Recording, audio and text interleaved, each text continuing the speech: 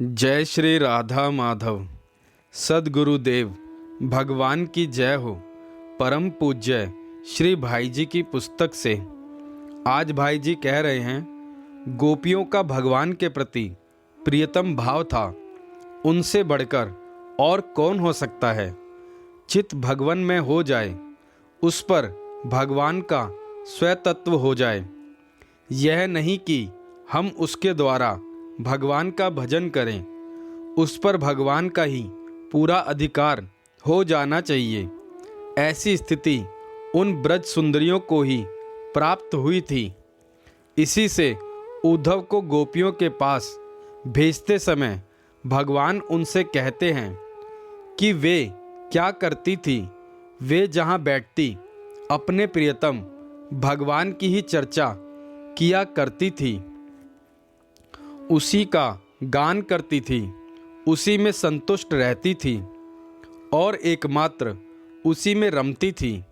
यह भगवत प्रेमियों का संग बहुत दुर्लभ है। एक सत्संग वह है जिससे चित्त शुद्ध होता है, फिर शुद्ध चित्त में ज्ञान उदय होता है और उसके पश्चात भगवत प्राप्ति होती है। किंतु यह वह सत्संग है जिसके लवमात्र के साथ मोक्ष की भी तुलना नहीं होती। श्रीमद् भागवत में कहा है, भगवत प्रेमियों का जो लवमात्र का संग है, उसके साथ हम स्वर्ग और मोक्ष की भी तुलना नहीं कर सकते। फिर साधारण मानव भोगों के विषय में तो कहना ही क्या। इसी से भक्तजन कभी मोक्ष नहीं चाहते। उनकी तो यही इच्छा रहती है कि भगवत प्रेमी मिलकर सदा प्रियतम भगवान की मधुर चर्चा किया करें। यही गोपियों का भी सत्संग था। एक वैष्णव ग्रंथ में श्रीमती राधा जी कहती हैं कि ऐसा मन होता है मेरे लाखों आंखें हों तो श्याम सुंदर के दर्शन का कुछ आनंद आवे, लाखों कान हो तो श्याम नाम के श्रवण का सुख मिले। यह कोई कल्पना नहीं है।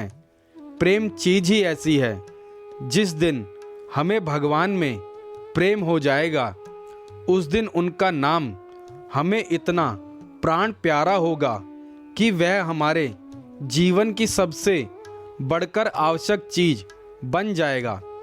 जब तक हमारा भगवान में प्रेम नहीं होता, तभी तक हमें माला आदि की आवश्यकता है। प्रेम होने पर तो प्रियतम के नाम उच्चारण मात्र से हमारी नस नस नाच उठेगी। हम अपने प्रियतम के प्रेम में इतना उन्मत्त हो जाएंगे कि हमारे रोम रोम में भगवान नाम की ध्वनि होने लगेगी। फिर यह जानने की इच्छा कभी नहीं होगी कि मैंने कैसा कीर्तन किया। यथार्थ कीर्तन का यही स्वरूप है। मेरा यह कथन नहीं है कि वर्तमान कीर्तन करने वाले सभी को ऐसी लोकेशना रहती है। मेरा अभिप्राय केवल यही है कि कीर्तन करते समय हमारा यह लक्ष्य नहीं होना चाहिए कि सुनने वाले लोग हमारे कीर्तन को अच्छा कहें, बल्कि यही लक्ष्य हो कि हम उसमें तन्मय हो जाएं।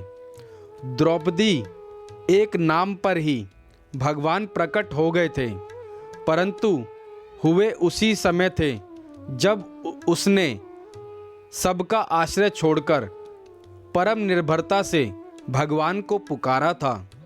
एक कसौटी और है, भगवान नाम का आश्रय लेने वालों को यह देखते रहना चाहिए कि हमारे अंदर दैवी संपत्ति बढ़ रही है या नहीं। यदि दैवी संपत्ति की वृद्धि दिखाई ना दे तो समझना चाहिए कि हमारा भगवान नाम कीर्तन नाम अपराध सहित है। भगवत जन से दैवी संपत्ति वृद्धि होनी चाहिए। जिस प्रकार भगवत प्रेमी में देवी संपत्ति होना अनिवार्य है, उसी प्रकार देवी संपत्ति भी बिना भगवत प्रेम के टिक नहीं सकती। देवऋषि नारद ने कहा है कि भगवान नाम में एक विलक्षण शक्ति है। उससे भगवत प्रेम की स्वाभाविक ही वृद्धि होती है और भगवत प्रेम में देवी संपदा का पूरा प्राकट्य होना ही चाहिए। आजकल ऐसा नहीं होता। इससे जान पड़ता है कि हमारे भजन में कोई दोष है। श्री चैतन्य महाप्रभु में यह विलक्षण शक्ति बहुत अधिक देखी जाती थी। बड़े बड़े दिग्गज विद्वान इसलिए उनके कीर्तन के समीप होकर निकलने से डरते थे कि वे कहीं उसी रंग में ना रंग जाएं, और यदि कोई उनके कीर्तन को देख लेता, उनका स्पर्श पा लेता, तो वह उन्मत्त हुए बिना रहता नहीं। परंतु महाप्रभु को भी बड़ी सावधानी से यह शक्ति अर्जन करनी पड़ी थी। एक बार श्रीवास के घर कीर्तन होता था। उस दिन उसमें आनंद की स्फूर्ति नहीं हुई। तब श्री महाप्रभु ने कहा, देखो, यहाँ कोई बाहर का आदमी तो नहीं है। इधर उधर देखने पर एक ब्राह्मण देवता मिले जो कीर्तन के प्रेमी नहीं थे। तब सब लोगों ने प्रार्थना करके उन्हें विदाई किया। उसके पश्चात कीर्तन किया गया। तब रस आया। कीर्तन के श्रवण से वे ब्राह्मण देवता भी पवित्र हो गए। अतः भक्त को सब प्रकार के कुसंग से बचना चाहिए।